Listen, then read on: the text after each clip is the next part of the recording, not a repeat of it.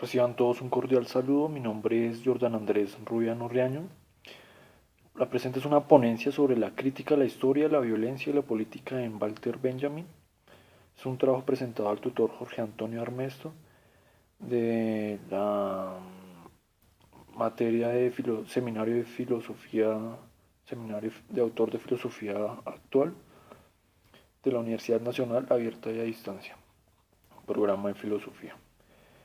El resumen de la ponencia es el siguiente. Walter Benjamin es un pensador inquietante, capaz de proponer una visión de la filosofía y de la vida misma desde una serie de puntos de vista que generan polémicas, pero que a la vez prometen aportar ideas interesantes para tener en cuenta a la hora de pensar nuestro propio tiempo. En el presente discurso se tiene en cuenta el texto La experiencia de una voz crítica, creativa y disidente, de Daniel Cabrera, así como una serie de textos propios del curso de Seminario de Filosofía actual que se han trabajado a lo largo del semestre. En esa ponencia se resolverá y se reflexionará sobre la siguiente tesis. El pensamiento de Walter Benjamin posee una actualidad innegable que está vinculada a sus propuestas conceptuales creativas, subversivas, notablemente singulares y revisionistas de grandes conceptos de la historia de la filosofía y de la humanidad misma. Luego, a partir de esta tesis, se procederá a formular las implicaciones filosóficas derivadas. Empezamos con la ponencia sobre la crítica a la historia, la violencia y la política en Benjamin. En la presente ponencia se procederá a revisar los planteamientos del texto, la experiencia de una voz crítica, creativa y disidente de Daniel Cabrera. En este texto se maneja la siguiente tesis. El pensamiento de Walter Benjamin posee una actualidad innegable que está vinculada a sus propuestas conceptuales, creativas, subversivas, notablemente singulares y revisionistas de grandes conceptos de la historia de la filosofía y de la humanidad misma. Benjamin piensa la revolución, el mito del progreso, el concepto de tiempo abstracto y vacío del mercado, así como una posible relación entre materialismo y teología como herramienta de revolución. También aborda la crisis del presente y una revisión del pasado. Estos y otros temas serán trabajados en la presente ponencia. Ahora tenemos que preguntarnos cuáles son las implicaciones filosóficas de esta tesis. Entonces, desde esta pregunta se generarán una serie de reflexiones sobre las implicaciones filosóficas que se generan desde la tesis que acabamos de exponer. En primer término diremos que Walter Benjamin es un autor propio de la filosofía actual, que desarrolló su labor como pensador en diversas áreas, llegando a abordar temáticas que parecen contradictorias e incompatibles con la filosofía occidental tradicional. Walter Benjamin es un pensador que se nos presenta de modo difuso, por lo que es difícil clasificarlo en un modelo de pensamiento, en una escuela o en un paradigma filosófico clásico. Todo porque este autor despliega una serie de reflexiones que transgreden el filosofar de un modo que resulta sumamente sugestivo, pero también en cierto sentido un tanto confuso. Ahora bien, para explicar el por qué un intento por encasillar a este autor es un despropósito, podemos remitirnos a 4 apreciaciones sobre su pensamiento. Mostraremos lo paradójico. La primera apreciación es la siguiente. Es un pensador conservador porque se mueve dentro de la esfera del judaísmo, pero al mismo tiempo es revolucionario porque él mismo se denomina como un materialista. Desde una óptica clásica, estas dos posturas son incompatibles, son como agua y aceite. Y es que en este caso se nos presenta una paradoja, porque como un pensador adscrito al materialismo histórico puede hacer apología del movimiento religioso, como lo es el judaísmo. También podemos preguntarnos cómo se puede entender la unión entre materialismo histórico y mesianismo judío. Y por último, cómo puede llegar a producirse una sinergia entre materialismo y teología, de tal manera que se conviertan en herramientas al servicio de los fines propuestos por Benjamin. Podríamos decir ahora que en principio Benjamin no fue judío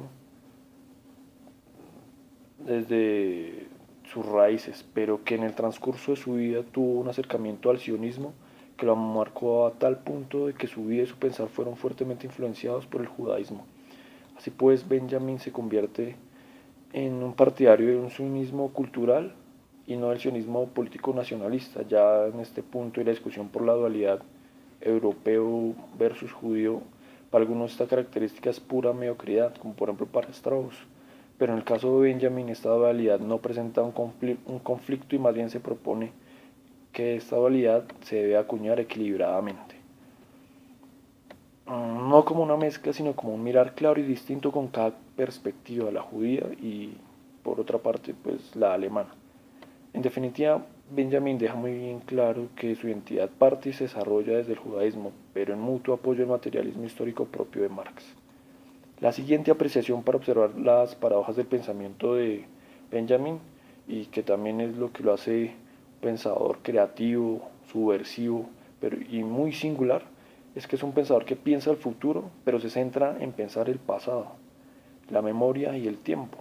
Walter Benjamin piensa el futuro en términos de revolución como un cambio de la sociedad de su tiempo, pero usa como punto de referencia al pasado, lo cual nos colma de intriga, porque normalmente se pensaría que si se desea cambiar el presente, lo ideal es modificar y seguir una línea de pensamiento también lineal, es decir, un movimiento hacia adelante, un proceso progresivo, pero Benjamin se propone rescatar una serie de aspectos que no son del tiempo lineal y abstracto, que son propios del capitalismo, de tal manera que formula una solución para la praxis revolucionaria, y esta es la vuelta al pasado.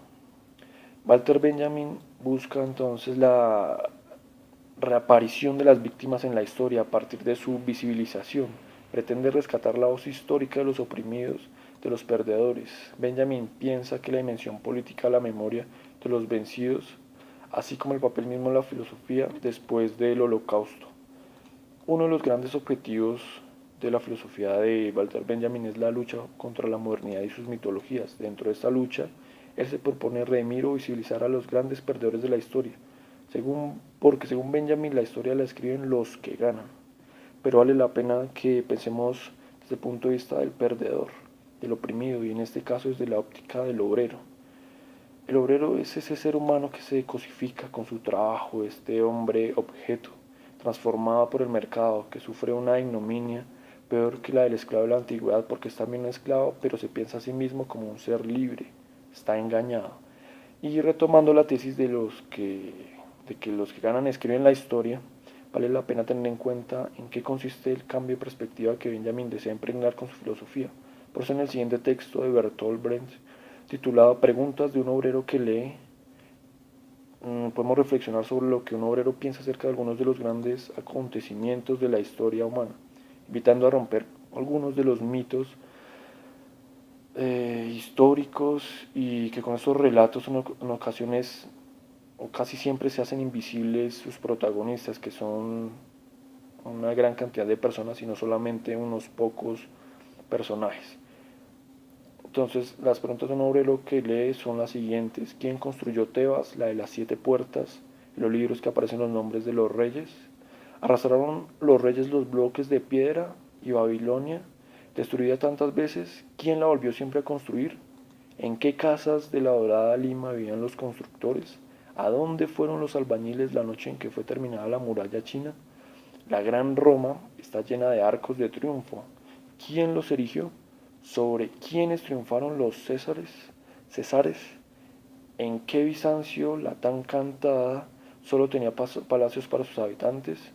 Hasta en la legendaria Atlántida, la noche en que el mar se la tragaba, los que se hundían gritaban llamando a sus esclavos. El joven Alejandro conquistó la India. Él solo. César derrotó a los galos. No llevaba ni siquiera cocinero. Felipe de España lloró cuando su flota fue hundida. ¿No lloró nadie más? Federico II venció en la Guerra de los 7 Años. ¿Quién venció además de él? Cada página una victoria. ¿Quién cocinó el banquete de esta victoria? Cada 10 años un gran hombre. ¿Quién pagó los gastos? Tantas historias, tantas preguntas. Vamos con la tercera apreciación. Walter Benjamin es un revolucionario, pero es a su vez un acérrimo crítico de la filosofía de la revolución y del avance del mundo humano. Donde mejor se encuentra esta crítica a las ideas del avance humano es en la arremetida contra los conceptos de modernidad y el mito del progreso planteado desde la Ilustración. Desde el tiempo de la modernidad hasta nuestros días, las lógicas del capitalismo y del mercado realizan un proceso de abstracción de la realidad. Desde la naturaleza hasta la comunidad humana, desde las cosas hasta el sujeto mismo. Así pues, hoy nos encontramos ante la reducción, la segmentación y la subordinación de lo concreto en el mundo hacia una notable abstracción de la totalidad. Así pues, se podría decir que Benjamin es un revolucionario dentro de la comunidad de los revolucionarios, porque critica especialmente a la ilustración, en especial en el punto referido a la ausencia de autoridades o fuerzas religiosas espirituales, y que el error de este periodo y general de toda la modernidad es tomar como única autoridad a la razón, esa razón con mayúscula, esa razón universal. Por eso Benjamin ilustra la insuficiencia de la ilustración de la modernidad citando las trágicas guerras del siglo XX. El siglo XX es el siglo de la oscuridad. El siglo XVIII fue el siglo de la ilustración, de las luces, pero ya en el siglo XX nos encontramos con el Holocausto, con Auschwitz, con las guerras.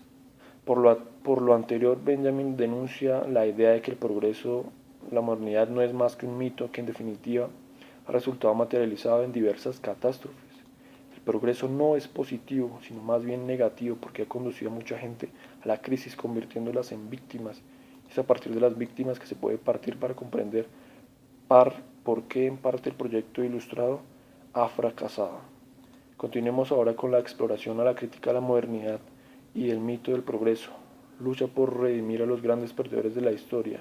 Rescate de la memoria como elemento fundamental y la forma de conocimiento de la rebeldía, así como la resignificación o redefinición del concepto de tiempo.